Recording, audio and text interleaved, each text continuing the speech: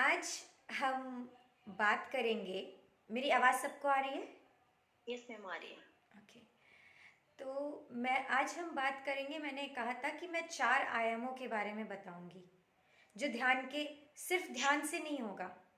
जो हमको चेंजेस चाहिए अपनी लाइफ में वो ध्यान से नहीं होगा। और हमारी जो आध्यात्मिक जर्नी है, स्पिरिचुअलिटी है, वो एक दिन का काम नहीं है ना। ये एक साधना है जो एक कंटिन्यूली चलती है, क्योंकि हमने अपने आप को भर बहुत ज़्यादा लिया है ना। तो खाली करने में भी समय लगता है। उसके साथ बहुत सारी चीज़ें हैं जो मुझे अनुभव में आई हैं। मैं अभी जिन आयामों के 4 आयामों की बात कर रही हूँ वो किसी किताब से नहीं कर रही हूँ, जो मुझे समझ में आया है ध्यान करने के साथ साथ, कि सिर्फ जो चेंजेस चाहिए अगर लाइफ में तो क्या क्या ज़रूरी पड़ सकता है, तो वो मैं आपके साथ शेयर कर रही हूँ। ध्यान तो पहला है ही, बिना ध्यान के कुछ नहीं होगा। हमको कोई भी अगर चेंज चाहिए अपनी लाइफ में तो बिना ध्यान के नहीं होगा। और ध्यान सुबह शाम 2 टाइम के ध्यान से नहीं होगा। आपको कंटिन्यूअस ध्यान में रहना होगा, कंटिन्यूअस साधना होगी, कंटिन्यूअस अपने आप को जैसे जैसे विचार जा रहे हैं को खींच खींच के लाना होगा। तो ये एक दिन का काम है नहीं, लगातार चलेगा। 1 घंटे का भी काम नहीं है। साधना का मतलब ही है, अगर आप साधक कह रहे हो अपने आप को, तो साधना का मतलब ही है कि हम कंटिन्यूअस साधना में हैं। दिन में भी अवेयरनेस काउंट के बारे में मैंने बात की कि अवेयरनेस काउंट पिछले वीडियो में, कि अवेयरनेस काउंट करना बहुत ज़रूरी है। ठीक है, तो ध्यान पहला ध्यान करना है। और ध्यान 2 टाइम की प्रक्रिया नहीं है, पूरे दिन की साधना है। 2 टाइम करने के बाद भी आपको अवेयरनेस काउंट में डालनी है, उसके अपने प्रति अवेयर रहना है। ज़्यादा से ज़्यादा दिन में गहरी सांसें लेने की कोशिश करनी है। सांसों के साथ अपना कनेक्शन, मतलब सांसों के प्रति अवेयर रहना है। जब सांसों के प्रति अवेयर रहेंगे तो थॉट्स के प्रति अवेयर रहेंगे कि हमारे दिमाग में क्या चल रहा है। और जब थॉट्स के प्रति अवेयर हो तो ज़रा देखिए कि काम किए हैं कि नहीं काम किए हो, रुको, नहीं चाहिए, सांस रोक लीजिए। विचार का जो फ्लो है थोड़ी देर रुक जाएगा, फिर लेने लगी ये सांस, सफोकेशन हो। तो थोड़ी थोड़ी देर पर जब भी आपको महसूस हो कि आप ओवर थिंकिंग कर रहे हो, सांस रोक लीजिए थोड़ी देर। कभी पूरा लेकर धीरे धीरे लीजिए और फिर रोक लीजिए, कभी धीरे धीरे पूरा छोड़ दीजिए फिर रोक लीजिए। उस फ्लो को तोड़ने का, विचारों के फ्लो को तोड़ने का सांसें रोकना बहुत अच्छा तरीका है। उतना भी मत कर लीजिएगा कि सफोकेशन से फिर आपको पता चले दूसरी बीमारी को उखड़ जाए, है ना। जितना आप एकदम इजीली कर पाए उतना कीजिए। तो ध्यान हो गया पहला जो आपको करना ही है। दूसरा, विकार। हमें अपने विकारों पे लगातार काम करना होगा, होश करना होगा कि हमारे अंदर क्या क्या विकार है। बड़ा मुश्किल होता है ये स्वीकार करना कि हमारे अंदर विकार है। हमारे अंदर हम क्रोध को तो स्वीकार कर लेते हैं कि क्रोध दूसरे को भी दिख जाता है। हम कहें नहीं हमको क्रोध नहीं आता है, तो भी सामने वाले को भी पता है, दुनिया को भी पता है कि आपको क्रोध आता है। तो हम क्रोध को तो स्वीकार कर भी लेते हैं कि हमको क्रोध आता है, लेकिन ईर्ष्या होती है हमको, हम स्वीकार नहीं करते हैं। हमको ही पता चलता है, हम उसको अपने से भी स्वीकार नहीं करते कि हमको ईर्ष्या हो रही है। हमको द्वेष भावना आती है किसी के लिए, तो भी उसको हम स्वीकार नहीं करना चाहते। हमको अपने ऊपर घमंड होता है किसी चीज़ का, या अभिमान होता है, तो अभिमान को हम ढकते हैं स्वाभिमान से बोलकर। लेकिन उसको भी एक बहुत बारीक लाइन होती है जिसमें हमें जज करना होता है कि ये स्वाभिमान है, स्वाभिमान इज़ अ गुड थिंग, कि ये अभिमान है। और भी बहुत सारे विकार हैं जो हमारे अंदर हैं। इसकी मात्रा सबके अंदर अलग अलग हो सकती है। हो सकता है किसी को ईर्ष्या ज़्यादा होती हो लेकिन क्रोध कम आता हो।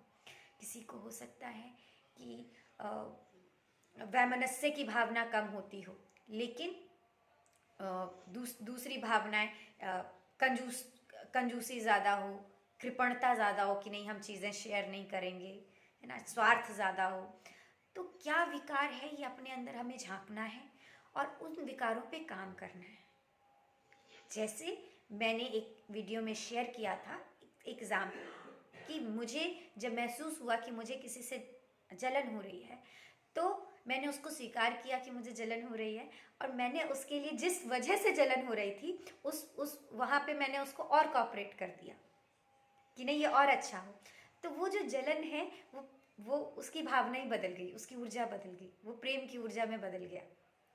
तो फिर दोबारा जब हमको किसी के लिए किसी के प्रति जलन की भावना होगी तो फिर हम उसको चेंज करना सीखेंगे और धीरे धीरे जलन की भावना कम होती जाएगी।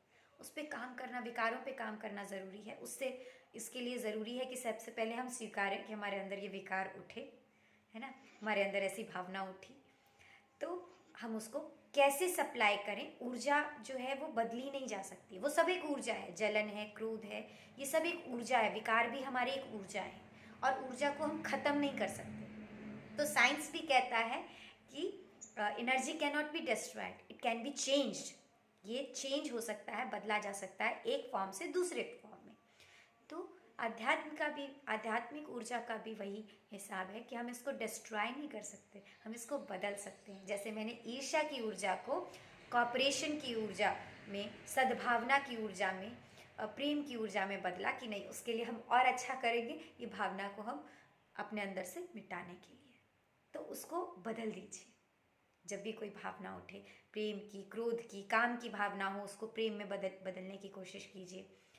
स्वार्थ उठ रहा हो तो जिसके लिए स्वार्थ उठ रहा हो, जिस वजह से स्वार्थ उठ रहा हो, उसमें और अच्छा कर दीजिए। जिससे जलन हो रही है उसकी भलाई के लिए कुछ कर दीजिए, है ना।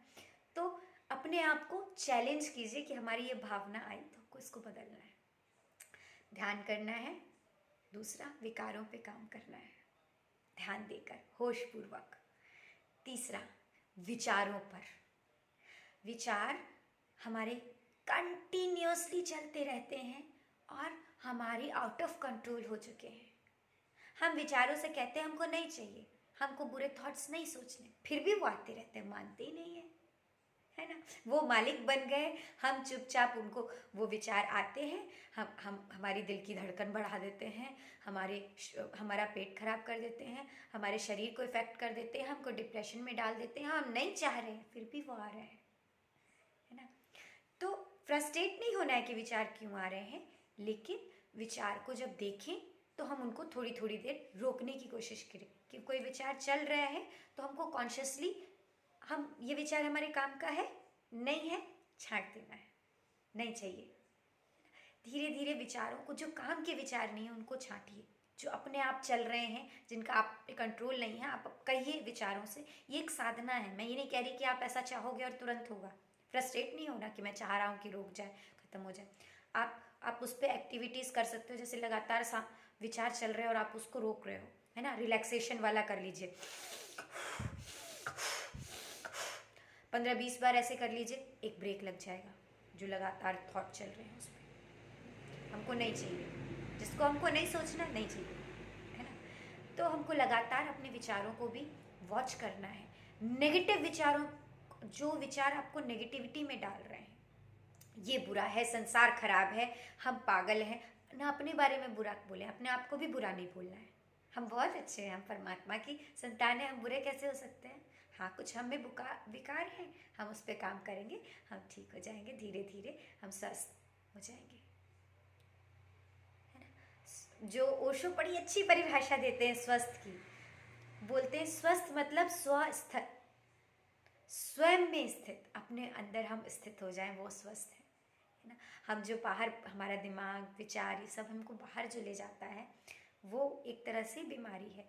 धीरे धीरे हम स्वस्थ, ध्यान से, इस यात्रा से हम स्वस्थ होने की कोशिश करें और हम स्वस्थ हो जाएंगे। बस वही फिर मोक्ष वोक्ष तो बेकार की बातें हैं, मतलब हमारे लिए कल्पना है, हम क्या जाने मोक्ष क्या होता है ना। आनंद उठने लगेगा उससे, जब आपके विचार, आप रोकना शुरू करोगे ना, धीरे धीरे आपके विचार आपके कंट्रोल से चलने लगेंगे, तो बहुत आपके अंदर परिवर्तन आएंगे और बहुत अच्छा लगता है।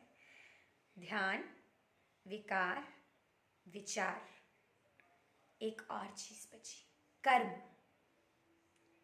हमको ऐसा लगता है कि हम ध्यान करते रहेंगे, और वो कहते हैं ना कि सारे पाप करते रहो, फिर गंगा में जाके नहा लेंगे तो हमारे सारे पाप धुल जाएंगे। कोई गंगा मैली हो जाएगी आपके पापों से, फिर भी आपके पाप नहीं धुलेंगे।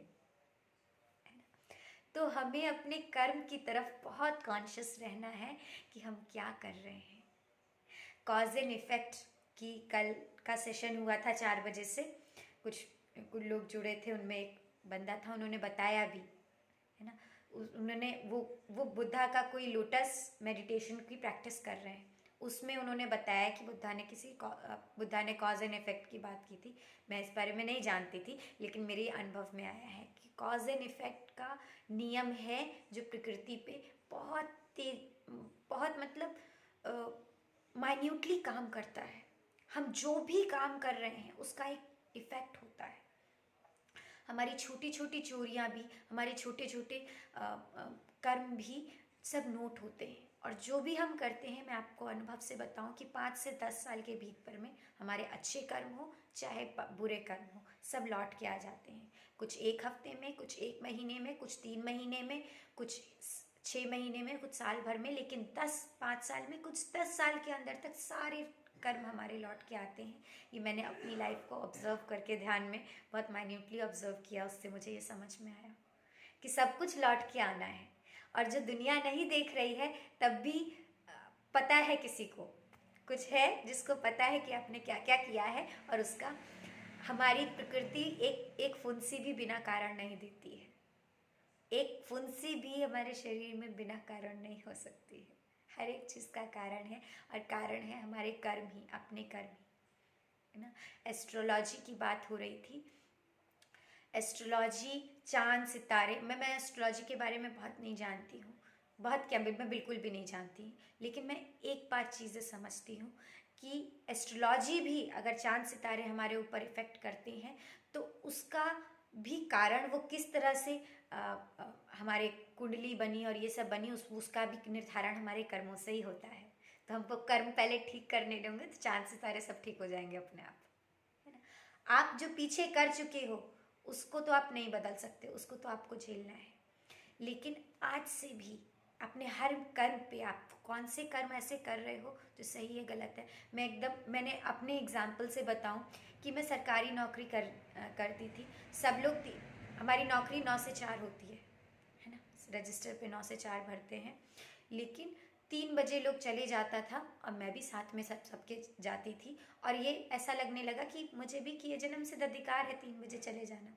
लेकिन वो एक तरह से चोरी हुई, वो 1 घंटा जो है हम चोरी कर रहे हैं, है ना। जब मैं किसी को ये चीज़, मुझे फिर बाद में रियलाइज़ हुई कि नहीं, वो चोरी कर रहे हैं, क्यों कर रहे हैं हम ये चोरी, कोई उतनी ज़रूरत भी नहीं है, 1 घंटा बचा के हमने क्या वो कर लिया, लेकिन चोरी तो कर रहे हैं। और वो कहीं ना कहीं हमारी ग्रंथियों में बैठ रही है। वो उतना 1 घंटा का जो हमको मिला, जो भी सैलरी मिली, वो सब फिर असात्विक हो गई। उतना हमको जो काम है ना, हमारा काम कोई नहीं देख रहा है, चाहे निरीक्षण करने कोई आ नहीं रहा है या नहीं देख रहा है, तो भी हमको पता है कि हमारा इतना काम है, हमको ये करना चाहिए, और हम उससे विमुख हो रहे हैं, उसके कुछ परसेंट कर रहे हैं, कुछ परसेंट नहीं कर रहे। तो एकदम प्रकृति की मैथमेटिक्स एकदम करेक्ट है, और वो मैथमेटिक्स उतने परसेंटेज बिठा लेगी, और आपकी सूक्ष्म शरीर में वो सब बैठते हैं। और ध्यान की ऊर्जा, अगर आपके कर्म बहुत ज़्यादा सही नहीं रहे, आपकी बहुत ज़्यादा जो है वो सारी जो कर्म हैं, जो अच्छे हो चाहे बुरे हो, सारे हमारे सूक्ष्म शरीर में बैठते हैं। और जो कर्म, जो चोरी, जो छोटी छोटी बेईमानियां हम अपने लाइफ में करते हैं, वो सारी बेईमानियां सूक्ष्म शरीर में आती हैं। और ध्यान आप करने बैठोगे तो ऊर्जा नहीं उठने देगी, ध्यान नहीं सफल होगा, जिसके कर्म भी ठीक नहीं होंगे। ये मैं अपने अनुभव से बता रही हूँ। मैं जितना पहले से जो मैं बेहतर होती जा रही हूँ, अपने कर्म सुधारने की वजह से मेरा ध्यान अब पहले से बेहतर लग रहा है। और ये सब मैं अपने डीप ऑब्जर्वेशन से आपके साथ शेयर कर रही हूँ, है ना। तो 4 चीज़ें मैंने आपको बताई। ध्यान एकदम ज़रूरी है। विकार पे ध्यान देना है, विचार पे ध्यान देना है, अपने कर्मों पर भी ध्यान देना है। आपकी मर्जी, आपको अभी एक्स्ट्रा पैसे मिल रहे हैं, घूस कहीं से मिल रही है, आप ले रहे हो और आप सोच रहे हो आपकी लाइफ बहुत अच्छी चलेगी, आप सुविधाएं जुटा लोगे, सब कुछ जुटा लोगे, लेकिन खाली रह जाओगे अंदर। ये आपकी चॉइस है कि आपको क्या चाहिए, संतुष्टि चाहिए या सुविधाएं जुटानी है, करना है। वो स्ट्रगल चलेगा लाइफ में। मैं आज अकेले बैठती हूँ 3 से 4 स्कूल में, ऑब्वियस है, महिला होके मैं गांव के बीहड़ स्कूल में अकेले बैठती हूँ, स्ट्रगल है। लेकिन फिर उसके बाद जो मुझे संतुष्टि मिलती है, या अब जो मेरे ध्यान में प्रगति है, वो या सुकून मिलता है मुझे, वो उसका इनाम है। और वो तुरंत भी नहीं आता है, क्योंकि 5 साल 7 साल तो मैंने चोरी की लगातार, तो उसका भी मुझे अभी झेलना है। अच्छा, ध्यान से आपके कोई भी कर्म कटते नहीं हैं। मैं ये नहीं कहूँगी कि आप ध्यान करोगे तो आपके पूरे पुराने कर्म जो है सब जल जाएंगे, कुछ नहीं जलेंगे, सबको आपको भोगना पड़ेगा। लेकिन ध्यान से एक फ़ायदा होगा, वो फ़ायदा ये है कि आपका जो कर्म है उसके फलस्वरूप जो दुख आपके जीवन में आएगा, अगर आपका ध्यान गहरा होगा तो वो दुख बहुत ज़्यादा आपको छू नहीं पाएगा। जैसे मेरी लाइफ में भी अभी प्रॉब्लम्स हैं, लेकिन वो प्रॉब्लम्स मुझे बहुत ज़्यादा छू नहीं पाती हैं, या छूती है थोड़ी देर के लिए, इफेक्ट करती है, मैं थोड़ी देर के लिए दुखी भी होती हूँ, लेकिन फिर वो छूमंतर हो जाती है, क्योंकि ध्यान जो है उस पर एक लेयर बना देता है। तो ध्यान से कोई कर्म जलेंगे नहीं, उन सबका जो आपने किया हुआ है सबको आपको झेलना पड़ेगा, और आज भी जो कर रहे हो उसको कल झेलना पड़ेगा। लेकिन ध्यान अगर आप लगातार करते रहोगे तो आप इतने स्ट्रांग हो जाओगे कि उसको प्रेम से झेल पाओगे। ध्यान ये ज़रूर कर सकता है। लेकिन कर्म अगर सीधे आज से भी आपने कर्म अगर ठीक करने शुरू किए तो वो ध्यान में भी आपको हेल्प करेगा, आपको परमात्मा तो नहीं बोलूँगी मैं, परमानंद से भी मिलने में मदद करेगा, उसकी झलकियाँ आपको दिखाई देंगी, आनंद आपके अंदर उतरेगा। तो चारों आयाम पे काम करो, और ये लाइफ लॉन्ग प्रोसेस है।